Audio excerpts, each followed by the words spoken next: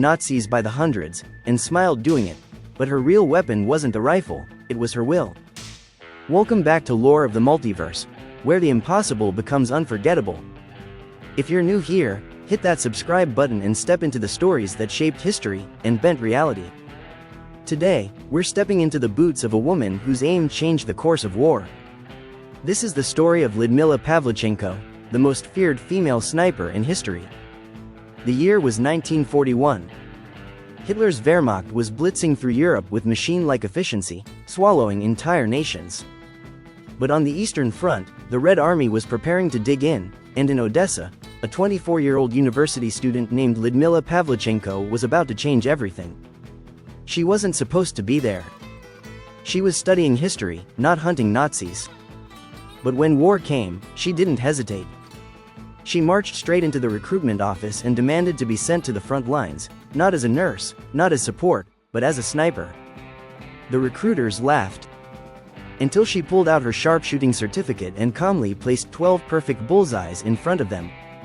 They stopped laughing. Lyudmila wasn't a soldier trained from birth. She was a girl who'd grown up in Bila Tserkva, a small town in Ukraine. Like many children in the Soviet Union, she was taught to shoot early, encouraged to protect the motherland if the day ever came. For her, it came with brutal clarity. The Soviet military begrudgingly gave her a rifle and assigned her to the 25th Rifle Division. Most of her comrades were men who didn't take her seriously. At least, not at first. Her first confirmed kill came just days after deployment. She waited in a muddy foxhole for hours, unmoving. When the German scout finally crept into view, she squeezed the trigger. One shot, one kill. It wasn't the act of ending a life that stuck with her. It was the silence after. That death, she later said, was the hardest. After that, each pull of the trigger came easier. In the forests of Moldova and the blood-soaked fields of Ukraine, Pavlichenko became a phantom of death. Her movements were methodical. Her patience was legendary. And her aim?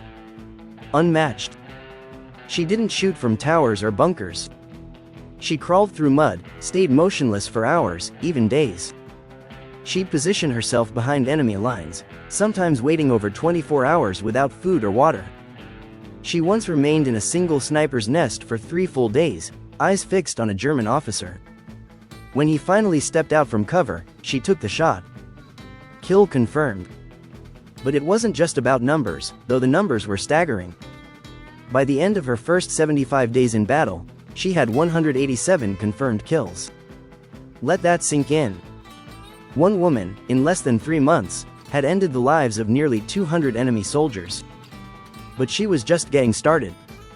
Odessa fell, and she was reassigned to the defense of Sevastopol. If Odessa had been bad, Sevastopol was a nightmare. The Germans rained artillery and bombs onto the city in endless waves. The ground trembled daily with explosions, and the skies were choked with smoke. And through it all, Pavlichenko's scope scanned the battlefield. She killed machine gunners, officers, artillery spotters, and snipers. She wasn't just a tool of war. She was a symbol. Soviet soldiers began whispering her name in the trenches. The Germans, frustrated by their losses, began targeting her directly. They sent counter-snipers. None of them returned. She would eventually face off against 36 German snipers in duels that lasted hours. She won all of them. One duel lasted 3 days. For 72 hours, she lay silent and still, reading the terrain like a book. Her opponent made one mistake. One flicker of movement. Pavlichenko didn't miss. By mid-1942, her confirmed kill count had risen to 309. Think about that. 309 enemy soldiers. And those are only the confirmed ones. Some estimate her real number was much higher. She became such a threat that the Germans tried psychological warfare.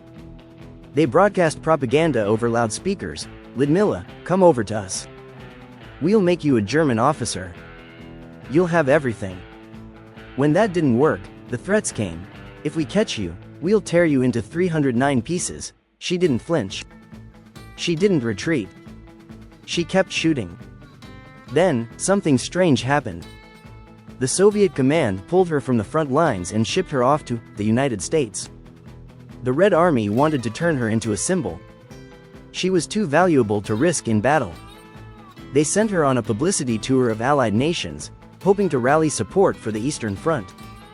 She met with President Franklin D. Roosevelt. She even became friends with First Lady Eleanor Roosevelt. At a press conference, a reporter asked her if women should be allowed to fight. She stared back and said, "There are no male or female soldiers, only good and bad ones." When another reporter commented on her uniform and whether she wore makeup in battle, she shot back, "I wear my uniform with honor. It has my blood on it." She was 25 years old. In Chicago, she stood before a roaring crowd and delivered a speech that would echo through history. "Gentlemen, I am 25 years old and have killed 309 fascist invaders by now. Don't you think you've been hiding behind my back for too long?" The crowd erupted. She became an instant sensation in the West, not just as a soldier, but as a symbol of female strength, Soviet resilience, and human will. But she hated the tour. She didn't want fame. She wanted to be with her comrades, back on the front lines. Eventually, they let her return, but not to combat. She was made a sniper instructor. She trained the next generation of Soviet sharpshooters, passing on every bit of deadly knowledge she'd gained. Many of her students went on to be heroes themselves, but none would match her legacy. When the war ended, she went back to school and completed her degree in history. But her story didn't end there. She suffered from PTSD, like so many veterans. She remained humble about her service, rarely giving interviews, and spent her later years quietly. In 1974, she passed away in Moscow at the age of 58. She was buried with full military honors. Today, her rifle rests in a museum. Her face once graced postage stamps. A film was made about her life. Statues bear her likeness in Russia and Ukraine. But more important than any of that is what she represents. That the power of a single person, no matter their gender, can alter the course of history. So next time someone tells you war is a man's game, tell them about Lyudmila Pavlichenko, the girl who studied history and became it. Thanks for watching Lore of the Multiverse. If you enjoyed this story, hit that like button, subscribe, and ring the bell so you never miss an episode. Got a historical legend or survival story you think we should cover next? Drop it in the comments. Until next time, stay curious and stay alive.